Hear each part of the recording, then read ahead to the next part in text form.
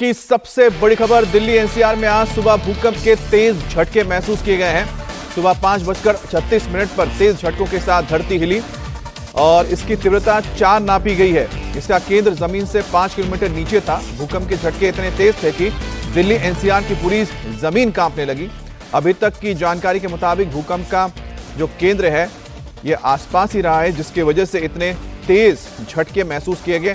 हालांकि अगर तीव्रता की बात की जाए तो महज 4 डिग्री रही है, और लेकिन इसके जो झटके थे वो बहुत तेज थे। हमारे साथ शोएब रजा भी मौजूद है, मेरे संवाददाता, और साथ ही कुमार सोनू और अनामिका भी हमारे साथ जुड़ गई हैं। और इसका जो केंद्र है वो दादरी, चरखी दादरी में है। चरखी दादरी हरियाणा के करीब पड़ता है, मतलब दिल्ली एनसीआर के बेहद ही करीब है, और गुड़गांव से बहुत करीब का इलाका पड़ता है चरखी दादरी का। तो हरियाणा में इसका भूकंप का केंद्र मिला है। और शोएब, आपके पास इस बारे में और क्या जानकारी है? बिल्कुल अमित, देखिए लेकिन इतने तेज झटके शायद बहुत दिनों बाद इस तरह की जो भूकंप के झटके वो महसूस किए, इसीलिए डर एक लोगों में बैठ गया है। और लोग जैसे ही भूकंप आया, लोग घरों से बाहर आ गए। अब बड़ी बात यही है अमित कि दिल्ली के पास ही इसका केंद्र है। अब तक हम ये सुनते थे कि भूकंप के जो झटके हैं वो आए हैं, और जो भूकंप का केंद्र है वो अफगानिस्तान के किसी एक इलाके में, या फिर पाकिस्तान या दूसरे कई जो इलाके हैं वहां करता था। लेकिन दिल्ली एनसीआर के बिल्कुल करीब इसका केंद्र, और इसी वजह से हम देख रहे हैं कि दिल्ली के आसपास के जितने इलाके हैं बुरी तरह से भूकंप से हिले। और ये गनीमत रही कि जो इसकी तीव्रता है वो 4 पॉइंट ही थी।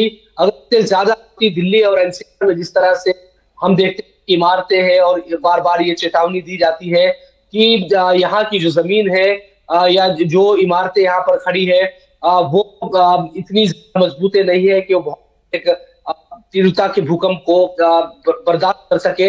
इसीलिए जो लोग हैं वो बाहर निकल आए, और एक तरीके से कहा जा सकता है कि ऊपर से दुआ करने लगे कि इस तरह के जो झटके हैं वो दोबारा से महसूस ना हो। तो वाकई एक डरावनी सुबह हम कह सकते हैं दिल्ली और एनसीआर के लोगों के लिए, कि भूकंप के इतने तेज झटके उन्होंने महसूस किया और डर के मारे वो घरों से बाहर निकल आए। अभी भी लोगों में दहशत है, और तब से लोग तुरंत वो बाहर या बैठ गए हैं।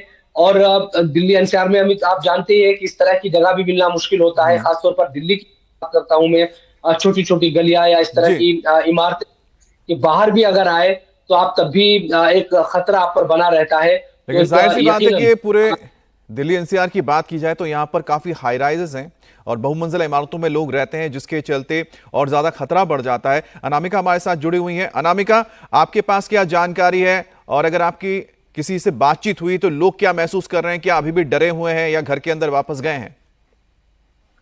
अमित, 5:37 का वो वक्त था जब भूकंप के बहुत तेज झटके महसूस किए गए। केवल एक बार नहीं, 2 बार ये झटके महसूस किए गए, क्योंकि बहुत सुबह थी। अधिकतर लोग सो रहे थे अपने घरों में, और अधिकतर लोग जो है वो इन्हीं भूकंप के झटकों से उठे।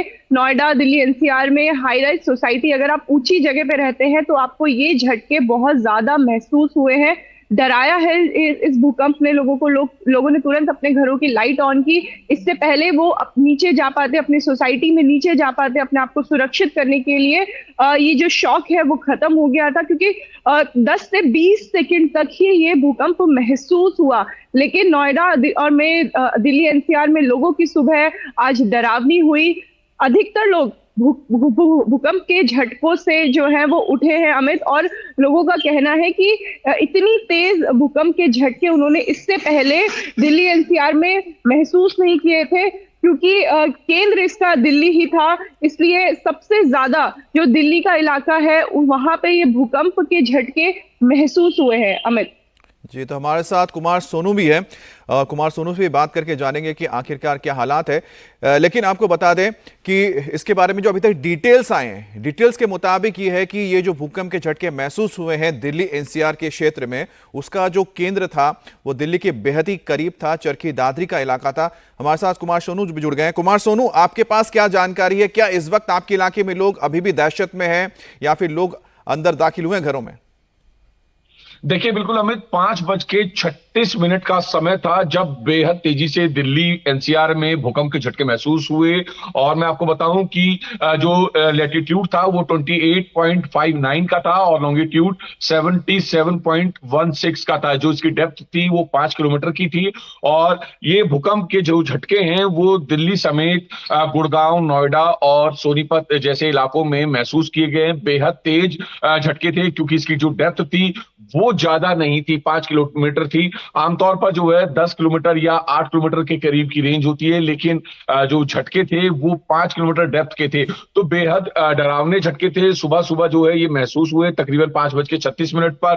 फिलहाल अभी तक जो मेट्रोलॉजिकल डिपार्टमेंट है उसका कोई ऑफिशियल स्टेटमेंट तो नहीं आया, लेकिन इतनी डिटेल जरूर आई है कि जो लैटिट्यूड है वो 28.59 का था और लॉन्गिट्यूड 77.16 का था। तो बेहद डरावनी जो सुबह है दिल्ली वालों की वो थी, क्योंकि मैं भी अपने घर पर था और मैं दिल्ली में ही रहता हूं और मेरे आस पड़ोस के लोग भी जो है बाहर आ गए क्योंकि झटके जो है बेहद तेजी से महसूस किए गए।